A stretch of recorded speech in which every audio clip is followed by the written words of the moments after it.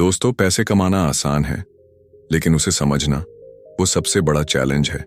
क्योंकि पैसा सिर्फ नंबरों का खेल नहीं है, ये एक माइंड गेम है। और यही बात हमें बार बार भूलने पर मजबूर करती है। सोचिए, दो लोग एक जैसी सैलरी पाते हैं। एक हमेशा परेशान और कर्ज में डूबा रहता है, और दूसरा चुपचाप पैसे बचाकर करोड़पति बन जाता है। ऐसा क्यों होता है? क्योंकि पैसा संभालने की कला एक्सेल शीट से नहीं, हमारे सोचने के तरीके से तय होती है। जरा रुकिए, क्या आपने कभी खुद से यह सवाल किया है, मैं पैसा क्यों चाहता हूं? क्या मुझे फाइनेंशियल फ्रीडम चाहिए, या बस दूसरों को दिखाने के लिए जिंदगी जी रहा हूं? क्या मैं पैसा खर्च कर रहा हूं या खुद को खरीद रहा हूं? इस किताब की शुरुआत यहीं से होती है, एक मिरर की तरह, जो हमें हमारे ही पैसे को लेकर बने भ्रम, डर और आदतें दिखाती है। यहां नंबर्स नहीं, ह्यूमन बिहेवियर की बात होती है। क्योंकि पैसा हम सबके लिए अलग है। किसी के लिए ये सिक्योरिटी है, किसी के लिए पावर, किसी के लिए फ्रीडम, और किसी के लिए बस एक इल्यूजन। हमने हमेशा सोचा है कि फाइनेंशियल सक्सेस स्ट्रेटजी प्लानिंग और लॉजिक से आती है, लेकिन हकीकत ये है कि पैसा रेयरली लॉजिक से चलता है। पैसा चलता है इमोशंस, फियर, ईगो और सोशल प्रेशर से। जब बाजार गिरता है, लोग पैनिक में आ जाते हैं। जब कोई दोस्त अमीर बनता है, हम कंपैरिजन में जलने लगते हैं। जब ईएमआई का बोझ बढ़ता है, हम फ्यूचर को इग्नोर करना सीख जाते हैं। ये सारी चीजें नंबर्स नहीं हैं, ये इमोशंस हैं। और जब तक हम इन इमोशंस को नहीं समझते, पैसा कभी हमारा दोस्त नहीं बन सकता। तो दोस्तों, इस सफर पर मेरे साथ चलिए, एक ऐसे साइकोलॉजिकल जर्नी पर जहां हम wealth, success, greed, fear, patience और हैप्पीनेस की नई परिभाषाएं खोजेंगे। और शायद जब ये समरी खत्म होगी, तो आपका पैसा नहीं, आप खुद बदल चुके होंगे। क्योंकि पैसा समझना सिर्फ बैंक बैलेंस बढ़ाने का तरीका नहीं है, ये जिंदगी को सही दिशा में ले जाने का सबसे बड़ा आर्ट है। Part 1, the nature of money thinking. पैसे को लेकर हमारी सोच, हमारी यादों, हमारी परवरिश और हमारी जिंदगी के अनुभवों से बनती है। और यही वजह है कि हर इंसान का पैसों के बारे में नजरिया बिल्कुल अलग होता है। कोई बचपन में गरीबी देख चुका होता है, तो उसके लिए हर पैसा जमा करना सर्वाइवल जैसा होता है। वहीं किसी ने जिंदगी भर अबंडेंस देखी होती है, तो वो शायद रिस्क लेने में भी कॉन्फिडेंट होता है। तो जब कोई अपनी सारी सैलरी म्यूचुअल फंड्स में डाल देता है, या कोई दूसरा लग्जरी कार खरीदने में पैसे उड़ा देता है, तो जरूरी नहीं कि वो पागल है, वो सिर्फ अपने पर्सपेक्टिव से सोच रहा है। और यहीं सबसे बड़ी मिसअंडरस्टैंडिंग शुरू होती है। हम दूसरों की फाइनेंशियल चॉइसेस को जज करते हैं, बिना उनकी जिंदगी की कहानी जाने। सोचिए, अगर दो लोग एक ही फाइनेंशियल एडवाइस पढ़ते हैं, जैसे कि इन्वेस्ट अर्ली या अवॉइड डेट, फिर भी उनके एक्शन अलग होते हैं। क्यों? क्योंकि डिसीजन मेकिंग सिर्फ लॉजिक पर नहीं, उनके पास्ट एक्सपीरियंसेस और इमोशनल मेमोरीज पर आधारित होती है। कोई स्टॉक मार्केट में बर्न हो चुका है, तो उसे हमेशा डर लगेगा। कोई लॉटरी जीत चुका है, तो उसे हर चीज में लक नजर आएगा। अब बात करते हैं लक रिस्क की। दो ऐसे वर्ड्स जो दिखते अलग हैं, लेकिन एक ही कॉइन के दो पहलू हैं। कोई इंसान करोड़पति बनता है, तो हम कहते हैं वो बहुत स्मार्ट था। लेकिन क्या हमने कभी सोचा कि उसमें कितना लक शामिल था? उसका सही टाइम पर सही जगह होना, सही कनेक्शंस मिलना, राइट मेंटर मिलना, ये सब क्या पूरी तरह उसकी प्लानिंग थी? नहीं, वो लक था। और दूसरी तरफ, कोई इंसान स्मार्ट होते हुए भी मार्केट क्रैश में सब कुछ खो देता है, तो क्या वो बेवकूफ था? नहीं, वो रिस्क था। लेकिन हमारी सोच यहां बायस्ड हो जाती है। हम सक्सेस को पूरा क्रेडिट दे देते हैं और फेलियर को पूरी गलती बना देते हैं, जबकि जिंदगी में दोनों साथ चलते हैं। अब एक ऐसी बात जो बहुत कम लोग समझते हैं, नेवर इनफ, यानी कभी संतुष्ट ना होना। यही वो जहर है जो सबसे अमीर इंसान को भी अंदर से खोखला कर देता है। सोचिए, जब आपको 1 लाख मिलते हैं तो आप खुश होते हैं, फिर आप 5 लाख चाहते हैं, फिर 10 लाख, फिर करोड़, और एक दिन आपको पता चलता है कि आप किसी रेस में भाग रहे हैं जिसका कोई एंड ही नहीं है। हम कंपैरिजन के जाल में फंस जाते हैं। इंस्टाग्राम पर किसी की नई गाड़ी देखी तो हमारा 2 साल पुराना स्कूटर बेकार लगने लगता है। किसी दोस्त ने नया घर लिया तो हमारी रेंटेड फ्लैट में घुटन महसूस होने लगती है और धीरे धीरे हम फुलफिलमेंट से दूर वैलिडेशन के पीछे भागने लगते हैं। लेकिन क्या यही जिंदगी है? क्या पैसा कमाने का मतलब हर बार ज्यादा चाहिए और कभी पीस नहीं? क्या हम अपने गोल्स को अचीव करने के बाद भी खुश नहीं रहते क्योंकि हमने कभी कब रुकना है सीखा ही नहीं? असल में पैसा कमाना एक स्किल है, लेकिन पैसा समझना, उसे फील करना और कब रुकना है जानना, ये एक आर्ट है। अब एक सवाल आप खुद से पूछिए, क्या आप वो इंसान बनना चाहते हैं जो सब कुछ होते हुए भी बेचैन है, या वो बनना चाहते हैं जो थोड़े में भी शांत है, संतुष्ट है? इस पाठ की गहराई यही है। ये हमें सिखाता है कि हमें दूसरों के नजरिए को समझना होगा, जजमेंट छोड़नी होगी और अपने खुद के बिहेवियर को गहराई से ऑब्जर्व करना होगा। तभी हम पैसे से हेल्थी रिश्ता बना पाएंगे। और सबसे बड़ी बात, हर कोई पैसे को लेकर कभी न कभी इरेशनल होता है। कोई कंपल्सिवली खर्च करता है, कोई जरूरत से ज्यादा बचाता है, कोई जरूरत से ज्यादा रिस्क लेता है और कोई किसी पुराने नुकसान के डर से कभी इन्वेस्ट ही नहीं करता। इन सब का मतलब ये नहीं कि वो गलत हैं, बस वो इंसान हैं। इंसान जो अपने पास्ट के इमोशंस से डिसीजंस लेते हैं। इसीलिए अगली बार जब आप किसी की फाइनेंशियल जर्नी देखें तो उन्हें क्रेजी मत कहिए। शायद उनका सफर आपसे बिल्कुल अलग रहा हो।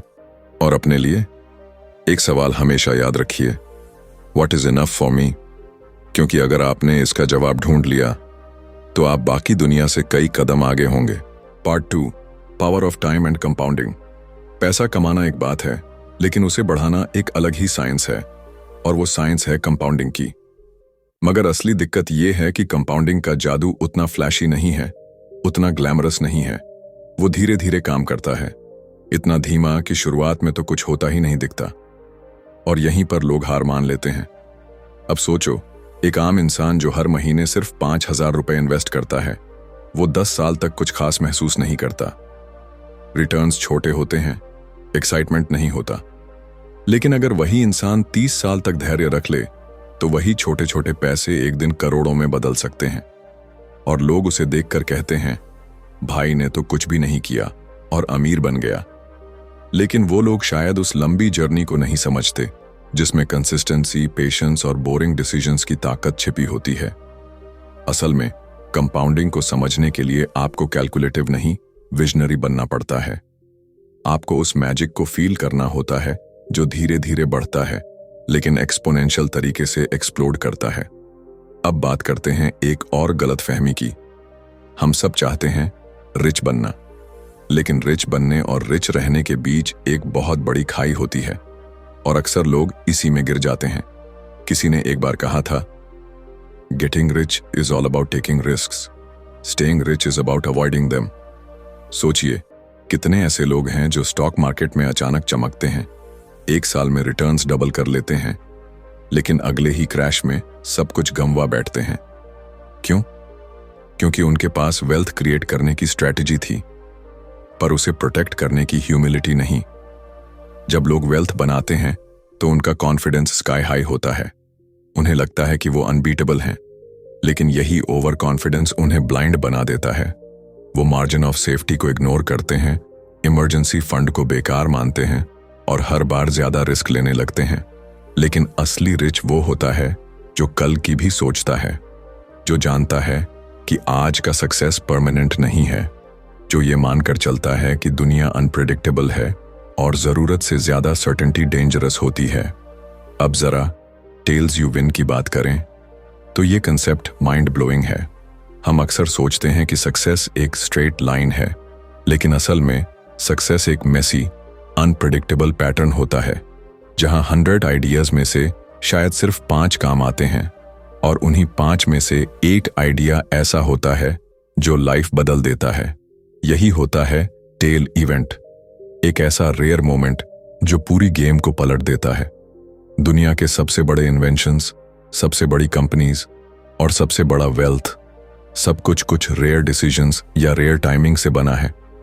मगर मजेदार बात यह है कि जब वो टेल इवेंट होता है तब कोई नहीं जानता कि ये इतना बड़ा एक्सप्लोजन बनेगा। इसीलिए जो लोग लगातार ट्राई करते हैं, बार बार छोटे डिसीजंस लेते हैं, पेशेंस रखते हैं उनके पास ही टेल इवेंट का जैकपॉट लगने का मौका होता है। लेकिन जो लोग जल्दी रिजल्ट चाहते हैं, हर स्टेप पर परफेक्ट प्लानिंग ढूंढते हैं, वो शायद कंपाउंडिंग और टेल इवेंट्स की ब्यूटी को कभी फील ही नहीं कर पाते। तो अगर आप चाहते हैं कि आपकी फाइनेंशियल जर्नी लंबी और सक्सेसफुल हो, तो 3 बातें याद रखिए। पहली, कंपाउंडिंग को अंडर एस्टिमेट मत कीजिए। ये बोरिंग दिखता है, लेकिन सबसे ज्यादा पावरफुल यही है। दूसरी, वेल्थ बनाना और उसे संभालना दोनों में अलग माइंडसेट लगता है। रिस्क लेना जरूरी है, लेकिन उससे भी जरूरी है रिस्क से बचना। तीसरी, हर बार जीतने की जरूरत नहीं है, आपको बस तब जीतना है जब वो जीत बड़ा इंपैक्ट डाले। टेल्स विन करते हैं हर बार नहीं, लेकिन जब करते हैं तो हिस्ट्री बनती है। तो अगली बार जब आप कोई फाइनेंशियल डिसीजन लें, तो खुद से पूछिए, क्या मैं शॉर्ट टर्म थ्रिल के पीछे भाग रहा हूं या लॉन्ग टर्म वेल्थ के लिए फाउंडेशन रख रहा हूं? क्योंकि याद रखिए, पैसा तब तक तेजी से नहीं बढ़ता जब तक आप उसे धीरे धीरे बढ़ने का मौका नहीं देते। और यही माइंडसेट एक आम इन्वेस्टर को लेजेंड बना देता है। Part 3, true wealth and freedom. हम सब पैसा कमाने की दौड़ में लगे हैं। कोई बेहतर घर चाहता है, कोई बड़ी गाड़ी, कोई ब्रांडेड क्लोथ्स और कोई लग्जरी वेकेशंस। लेकिन क्या आपने कभी खुद से पूछा है, मुझे असल में चाहिए क्या? क्या ये सब चीजें ही असली दौलत हैं, या फिर हम किसी ऐसे इल्यूजन का पीछा कर रहे हैं जो दिखता बहुत शाइनी है पर अंदर से बिल्कुल खाली? असल में जो सबसे बड़ा लग्जरी है, वो न कोई ब्रांड देता है, न कोई सैलरी, वो है फ्रीडम। अपनी जिंदगी के डिसीजंस खुद लेने की आजादी। इमेजिन करो एक ऐसी मॉर्निंग जहां आप घड़ी देखकर भागते नहीं हो, बल्कि पीसफुली उठते हो, अपनी टर्म्स पर काम करते हो और किसी की परमिशन के बिना डिसीजंस लेते हो। ये फीलिंग प्राइसलेस है और यही है असली वेल्थ। कई बार हम सोचते हैं कि ज्यादा पैसा मतलब ज्यादा फ्रीडम, लेकिन असल में बहुत सारे लोग ज्यादा कमाते हैं फिर भी ट्रैप्ड होते हैं हाई ईएमआई, बड़ी लाइफस्टाइल, बॉस की डेडलाइंस, सोशल प्रेशर और एक नेवर एंडिंग रैट रेस में। उनके पास पैसा है पर पीस नहीं। वो दिखते हैं सक्सेसफुल, लेकिन अंदर से थके हुए होते हैं। अब सोचिए, एक इंसान एक पुरानी कार में घूम रहा है, लेकिन उसका कंट्रोल खुद के हाथ में है, और दूसरा इंसान एक लग्जरी कार चला रहा है पर उस पर बैंक का लोन, जॉब इनसिक्योरिटी और स्टेटस एंजाइटी लदी हुई है। तो असली रिच कौन हुआ? अब बात करते हैं उस मजेदार इल्यूजन की जो हमें हर दिन भटकाता है, man in the car paradox. आपने देखा होगा जब कोई महंगी गाड़ी में आता है तो लोग कहते हैं, वाह क्या गाड़ी है। लेकिन क्या कभी आपने सुना है कोई कहता हो, वाह क्या इंसान है जो ये गाड़ी चला रहा है? नहीं ना। हमें लगता है कि लोग हमारी वेल्थ देखकर इंप्रेस्ड होंगे, लेकिन सच्चाई ये है कि लोग ज्यादातर टाइम प्रोडक्ट से प्रभावित होते हैं, इंसान से नहीं। हम जिस अटेंशन की तलाश में होते हैं, वो अटेंशन हमें नहीं, हमारी चीजों को मिलती है, और वो भी बस चंद सेकंड्स के लिए। यानी हम बार बार दूसरों को इंप्रेस करने के लिए चीजें खरीदते हैं, उन लोगों को जो शायद हमें नोटिस भी नहीं करते। और जब ऐसा बार बार होता है तो हम अननोइंगली खुद को उस इंसान से दूर ले जाते हैं जो कभी कंटेंट था, सेटिस्फाइड था। अब सोचो, आपने एक बड़ा फ्लैट लिया, बड़ी गाड़ी खरीदी, एक्सपेंसिव वेकेशन की, सिर्फ इसलिए कि लोग देखें, सराहें। लेकिन जो असली हैप्पीनेस चाहिए थी, पीस, सिक्योरिटी, फुलफिलमेंट, वो शायद कहीं पीछे छूट गया। यहां पर एक बहुत सटल और पावरफुल ट्रूथ आता है, wealth is what you don't see. हम हमेशा उन चीजों को रिच समझते हैं जो दिखती हैं, वॉचेस, गैजेट्स, क्लोथ्स, कार्स। लेकिन असली वेल्थ वो होती है जो छुपी होती है, savings, investments, debt free life, और वो चॉइसेस जो आपको आजादी देती हैं। कोई इंसान दिखने में एवरेज है, न ब्रांडेड पहनता है, न फ्लैशी दिखता है, लेकिन उसके पास इमरजेंसी फंड है, लॉन्ग टर्म इन्वेस्टमेंट्स हैं, जीरो लोन है और सेल्फ रिस्पेक्ट है। वो कहीं ज्यादा रिच है उस इंसान से जो सब कुछ दिखा रहा है पर अंदर से डर और कर्ज में डूबा हुआ है। असल रिचनेस का मतलब है आपके पास ऑप्शन होना। ऑप्शन कि आप जॉब छोड़ सकते हैं जब वो टॉक्सिक हो जाए, ऑप्शन कि आप 1 महीना ब्रेक ले सकें बिना डर के, ऑप्शन कि आप ना कह सकें किसी ऐसे काम को जो आपकी वैल्यूज से नहीं मिलता। और ये फ्रीडम तभी आती है जब हम दिखावे से ऊपर उठकर असली फाइनेंशियल स्ट्रेंथ पर फोकस करते हैं। जब हम समझते हैं कि पैसा सिर्फ खर्चने के लिए नहीं होता बल्कि चॉइसेस क्रिएट करने के लिए होता है। तो अगली बार जब आप कोई बड़ा खर्चा करने जाएं, खुद से एक सवाल जरूर पूछिए, क्या मैं ये किसी को इम्प्रेस करने के लिए कर रहा हूं, या मैं इसे इसलिए कर रहा हूं क्योंकि ये मुझे असली खुशी देगा। क्योंकि असली लग्जरी वो नहीं जो आप दिखा सकते हैं, बल्कि वो है जो आप महसूस कर सकते हैं। इनर पीस, कंट्रोल और जिंदगी को अपनी शर्तों पर जीने की आजादी। ये पार्ट हमें सिखाता है कि पैसा कमाना नहीं, उसे वाइजली यूज करना ही अल्टीमेट पावर है। Part 4, saving and practical discipline. पैसा कमाना एक टैलेंट हो सकता है, लेकिन उसे बचाना वो एक कला है। और यही कला सबसे कम लोग सीखते हैं, क्योंकि हम जिस दुनिया में रहते हैं वहां हमें लगातार ये सिखाया जाता है कि जितना ज्यादा दिखेगा उतना ज्यादा आप सक्सेसफुल माने जाओगे। लेकिन जरा सोचिए, अगर पैसा कमाने के बाद वो टिकता ही नहीं तो असल में आपने कमाया क्या? हम अक्सर सेविंग को एक बोरिंग काम समझते हैं। कुछ लोग तो इसे गरीबों की आदत मानते हैं। भाई, सेविंग तब करेंगे जब बहुत कमाएंगे। लेकिन सच्चाई इसके बिल्कुल उलट है। सेविंग सिर्फ फ्यूचर की तैयारी नहीं है, ये एक माइंडसेट है, एक आदत है जो आपको दुनिया की सबसे बड़ी शक्ति देती है, कंट्रोल। अब इमेजिन कीजिए एक ऐसा इंसान जो एवरेज इनकम पर जी रहा है, लेकिन उसके पास 6 महीने का इमरजेंसी फंड है। उसका कॉन्फिडेंस उस करोड़पति से कहीं ज्यादा होगा जो हर महीने लाखों कमाता है लेकिन सब खर्च कर देता है। क्यों? क्योंकि पहला इंसान किसी भी वक्त ना कह सकता है।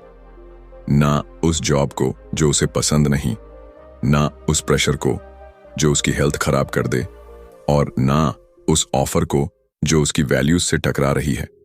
सेविंग आपको आजाद बनाती है। ये आपकी स्पाइन है, इनविजिबल लेकिन पूरी बॉडी को होल्ड करने वाली। लेकिन यही तो मुश्किल है, क्योंकि सेविंग ग्लैमरस नहीं है। आपको अपलॉड नहीं मिलती, कोई लाइक नहीं करता, कोई फोटो वायरल नहीं होती सेविंग्स की। इसलिए हम सबकॉन्शियसली उसे अवॉइड करते हैं। सोचिए, एक इंसान अपने दोस्तों के साथ एक्सपेंसिव वेकेशन पर नहीं गया और इंस्टेड हर महीने एसआईपी में पैसा डाला। 5 साल तक वो मजे नहीं कर पाया, फ्लैशी फोटोज नहीं पोस्ट कर पाया। लेकिन छठे साल जब किसी इमरजेंसी में सब लोग परेशान थे, वही इंसान शांत था, प्रिपेयर्ड था। ये डिफरेंस फ्लैशी और फुलफिलिंग जिंदगी के बीच का है। अब बात करते हैं एक बहुत पावरफुल प्रिंसिपल की, reasonable is better than rational. बहुत बार लोग अपने फाइनेंशियल डिसीजंस को ओवर एनालाइज करते हैं।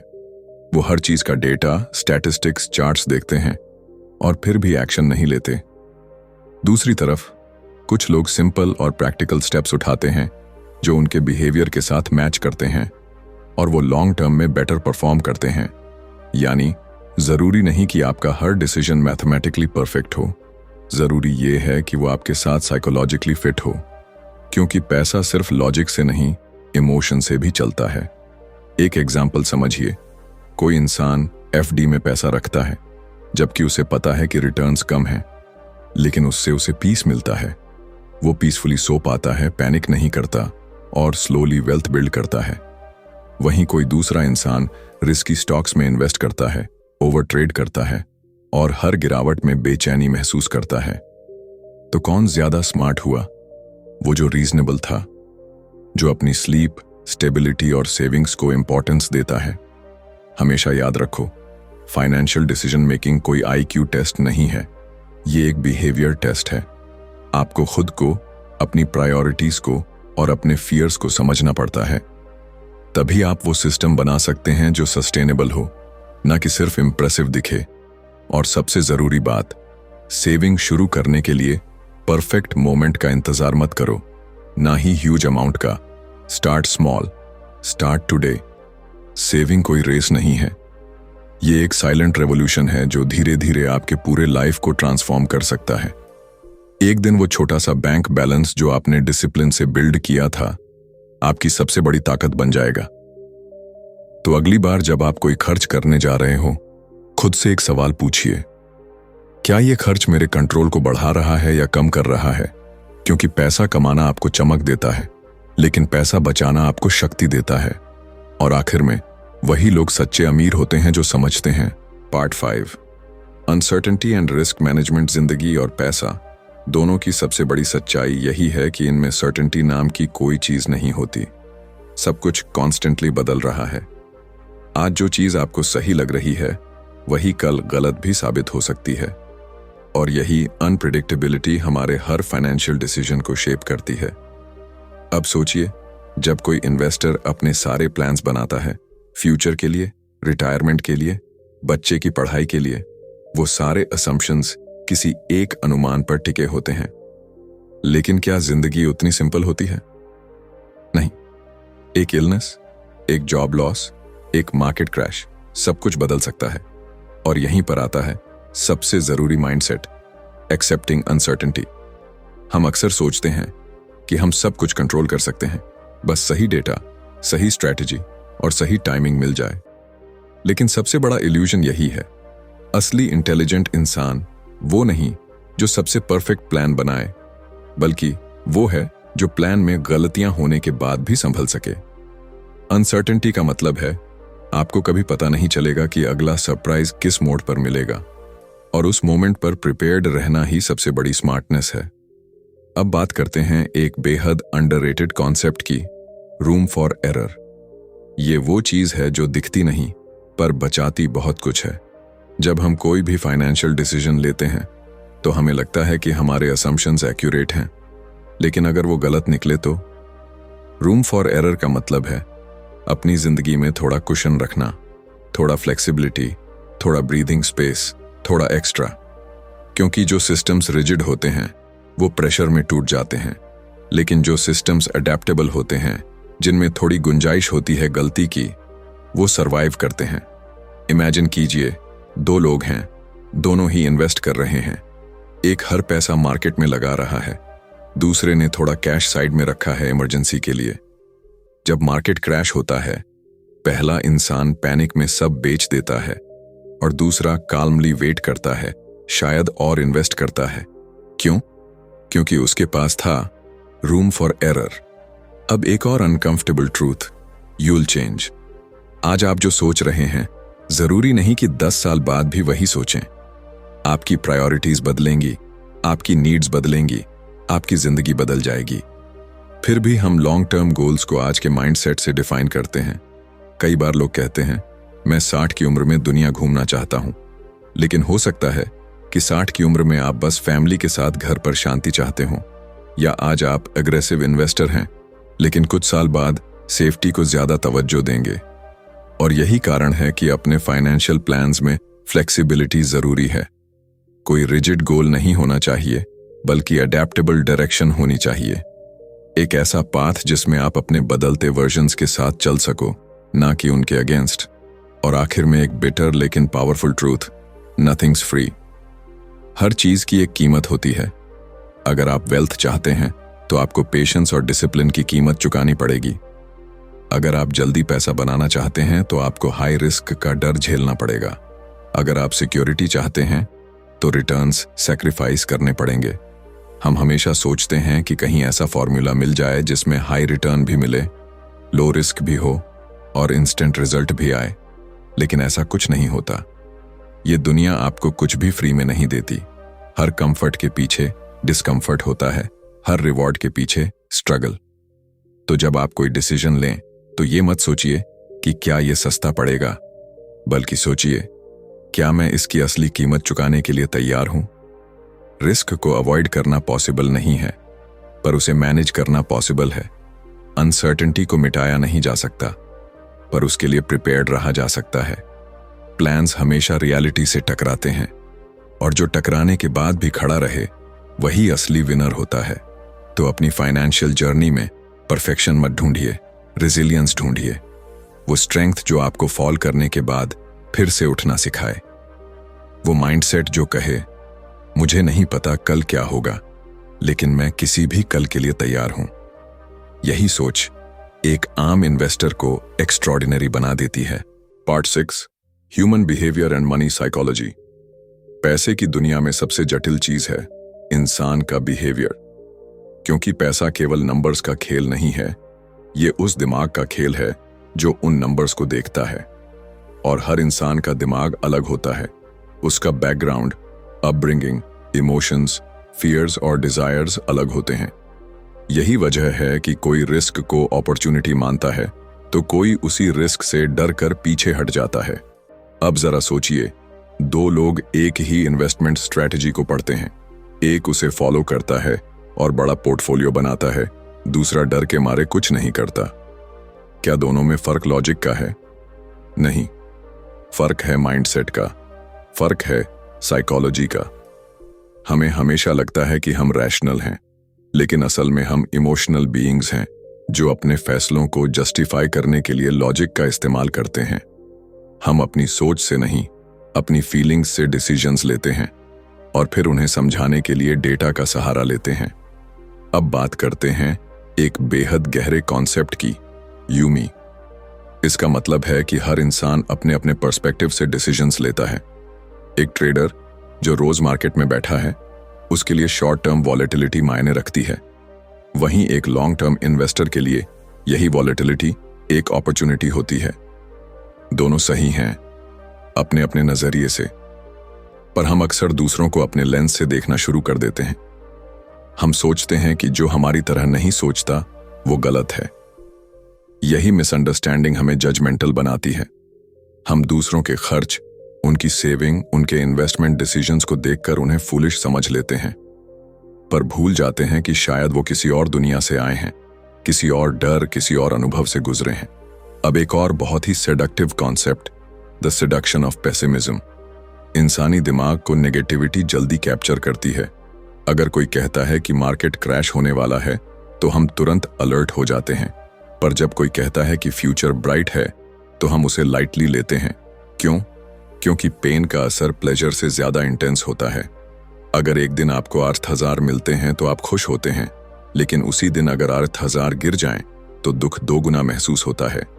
यही रीजन है कि मीडिया में नेगेटिव हेडलाइंस ज्यादा वायरल होती हैं। रिसेशन आ रहा है, मार्केट क्रैश होगा, इकोनॉमी डूब रही है। ये सब सुनते ही दिल तेज धड़कने लगता है। और जब हम बार बार ऐसी बातें सुनते हैं तो हम फ्यूचर से डरने लगते हैं। हम अपने गोल्स को पोस्टपोन करते हैं, इन्वेस्टमेंट डिसीजन से भागते हैं और धीरे धीरे होप खोने लगते हैं। लेकिन ये पेसिमिज्म सिर्फ डर नहीं है, ये एक ट्रैप है जो हमें ग्रोथ से दूर ले जाता है। सच ये है कि दुनिया में हमेशा बुरा भी चलता रहेगा और अच्छा भी, लेकिन लॉन्ग टर्म में प्रोग्रेस हमेशा होती है। फिर भी हम शॉर्ट टर्म नॉइज को इतना एम्पलीफाई कर देते हैं कि लॉन्ग टर्म की क्लैरिटी धुंधली हो जाती है। अब सोचिए, अगर कोई बार बार कहे सब बर्बाद होने वाला है तो इवेंचुअली एक बार वो सही साबित होगा और लोग कहेंगे देखो उसने तो पहले ही बताया था।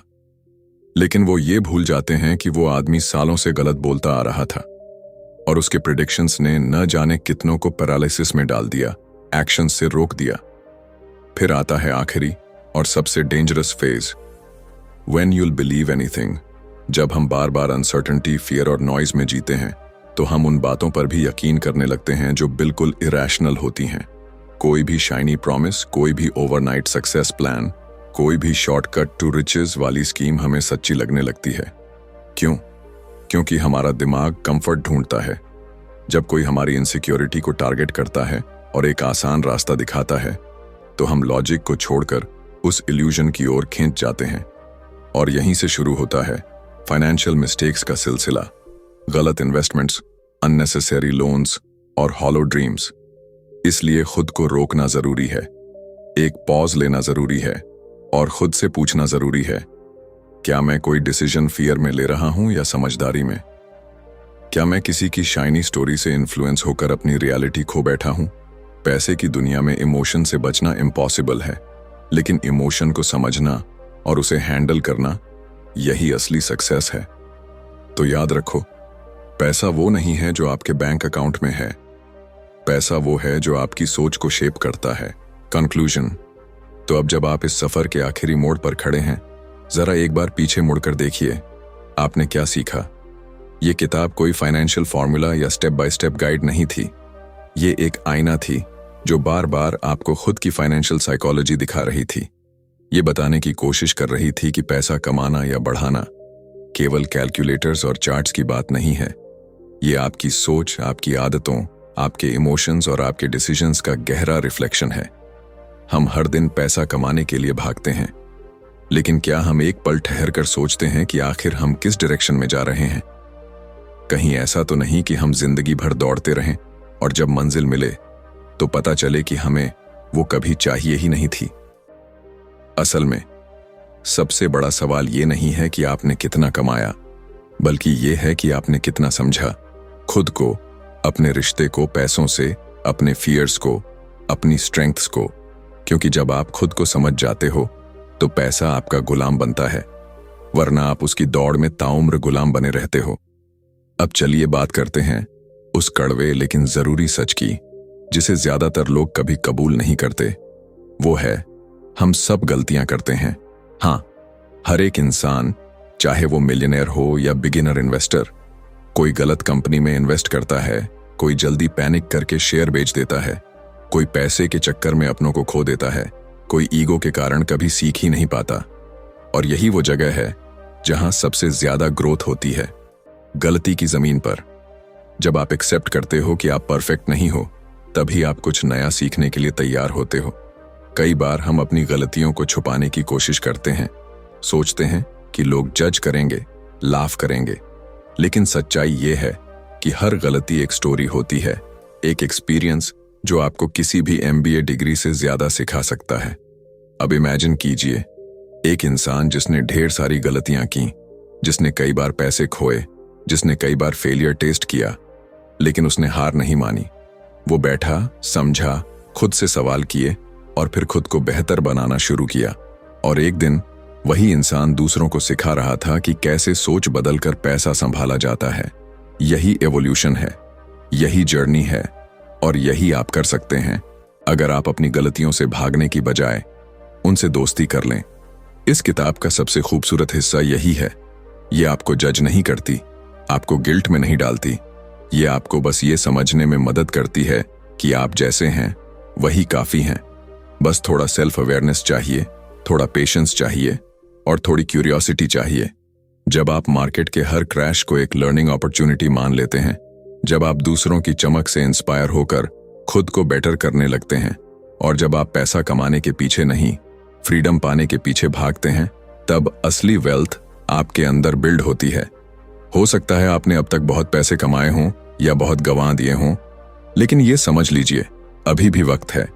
आपकी फाइनेंशियल जर्नी अभी भी जारी है, और अब आप पहले से ज्यादा अवेयर, ज्यादा ग्राउंडेड और ज्यादा प्रिपेयर्ड हैं। इसलिए अब कोई भी डिसीजन लेने से पहले खुद से बस 3 सवाल पूछिए। क्या मैं इसे फियर में ले रहा हूं? क्या ये मेरी आइडेंटिटी को डिफाइन करता है या मेरी फ्रीडम को बढ़ाता है?